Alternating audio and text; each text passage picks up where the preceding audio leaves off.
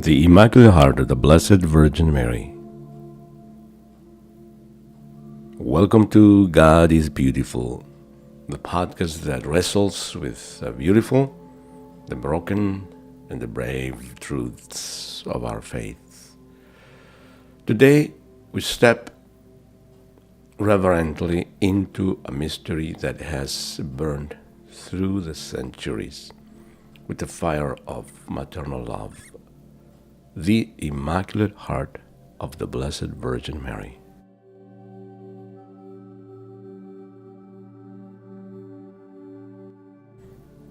The commemoration of the Immaculate Heart of Mary is a call to enter the heart that has known sorrow, purity, and unspeakable charity, the heart that throbbed beneath the cross, the heart that carried Christ and then stayed to carry us. The first time Christians felt drawn to the heart of Mary, it was not through theology books or feasts. It was through compassion, standing at the foot of the cross. The sword prophesied by Simeon had indeed pierced her soul, but what the Church saw wasn't just grief, it was participation. St. Augustine would later say, she cooperated through charity in the work of our redemption. Not passive participation, not merely present. She was active in love. Real love suffers. Real love stands. Real love says yes and remains standing, even in the most difficult times. This is where our devotion begins, in company with the Blessed Virgin Mary, and the Blessed Virgin Mary accompanying us.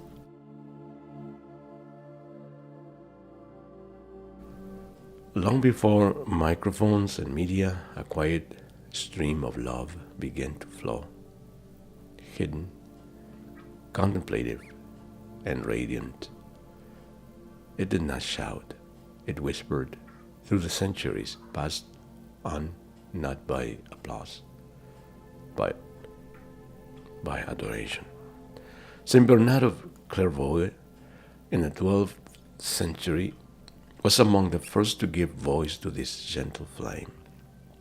In his De Duodecim Stellis, on the 12 stars, he likened Mary to the Queen of Heaven crowned with stars, each representing a virtue burning within her heart. For Bernard, Mary was not a distant queen, but the star of the sea, guiding weary pilgrims to Christ. His Marian love was not just emotional. It was luminous theology, doctrinal all at once. St. Anselm of Canterbury, a great thinker of the same era, meditated on the Ave Maria with striking tenderness. To him, Mary's heart was a sanctuary of reason and mercy, of perfect obedience and quiet strength. He saw her not merely as the mother of Jesus, but as the mother of our restoration. Her heart, he insisted, made room for the whole of humanity to be embraced by divine mercy. Saint Gertrude the Great and Saint Mathilde of Hackenborn, mystics of the 13th century, received visions that unveiled the pulsating love of the Immaculate Heart. They wrote of Mary's interior life as one aflame with maternal affection and spiritual wisdom.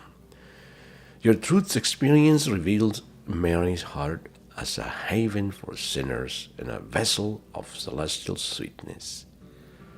Mathilde, in her book of Special Grace, recorded the Lord showing her Mary's heart as radiating more than all the stars. St. Thomas Becket, martyred archbishop and unwavering voice of conscience, contemplated the joy and sorrows of Mary in a time of great political tension. He saw in her heart the tension of a woman who rejoices in God's promises while suffering with her crucified son. Becket's devotion was forged in exile and trial. His understanding of Mary's compassion was not romanticized, but born in the shadow of a sword. Saint Bridget of Sweden in the 14th century received revelations that pierced deep into the maternal soul of Mary. Her revelation depicted Mary not as a passive bystander, but as a participant in the mystery of redemption. She wrote of the way Mary's heart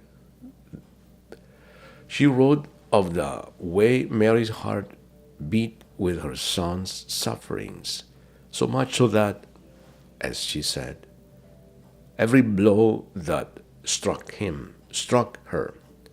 Bridget gave the church images of Mary's heart, wounded by divine love and humanity cruelty alike. Each century saw a torch past each mystic, each theologian, drawing closer to the beating heart of the woman clothed with the sun. St. Ambrose saw her as the model of virginal purity.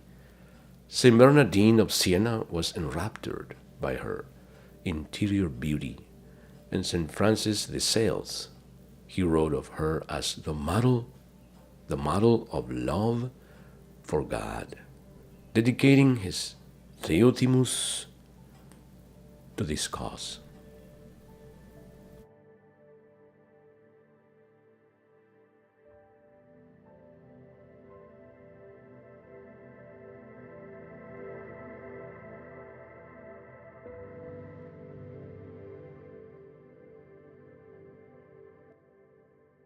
But this devotion didn't remain hidden in monasteries or in cloisters. It broke into the open in the 17th century with a prophetic man, Saint Jean Eudes. He gave it flesh, he gave it liturgy.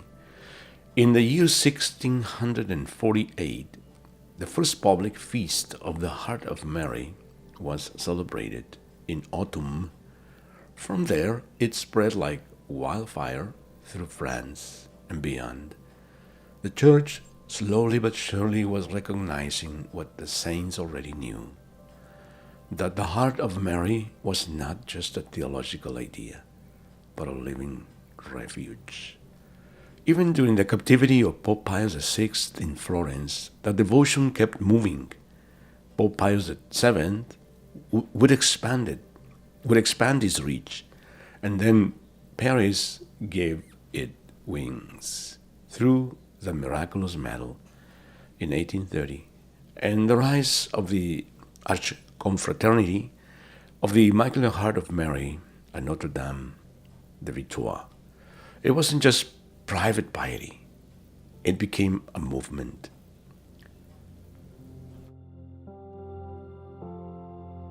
Now, my friends, we are in the year 2025. We are not in Autumn or Florence or Rue de Bar. We are in the digital continent, a place where attention is currency and silence is rare.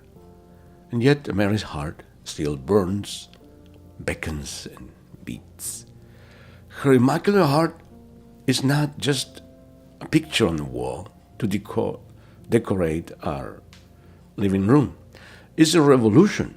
It's the clearest mirror of the Sacred Heart.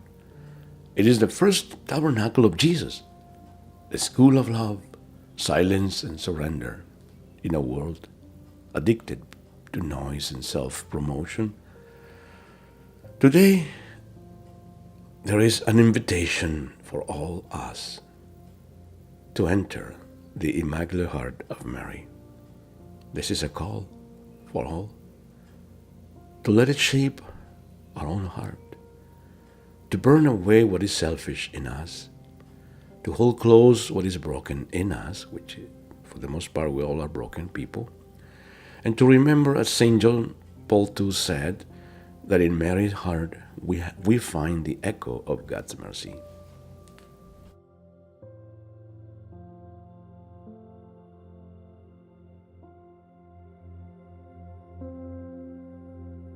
So, wherever you are, driving through the traffic, walking through the woods, scrolling through chaos,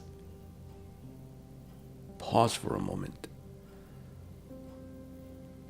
And if you are driving, you need to park your car so you can close your eyes for a moment.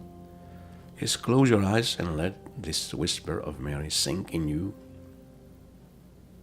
My Immaculate Heart will be your refuge and the way that will lead you to God. My Immaculate Heart will be your refuge and the way that will lead you to God. This prophecy is meant to be fulfilled in each one of us and is a true prophecy now and as it was then. Because these words were given to the children when the Blessed Virgin Mary appeared in Fatima. So let the Immaculate Heart of Mary be the heartbeat behind your discipleship. Let it teach you to ponder the wisdom of the gospel, to say yes and to stand with love beneath every cross. This is Abba Jimmy, Theoloscience, signing off with awe, wonder, and a whisper. Totus tu, Maria, totus tu.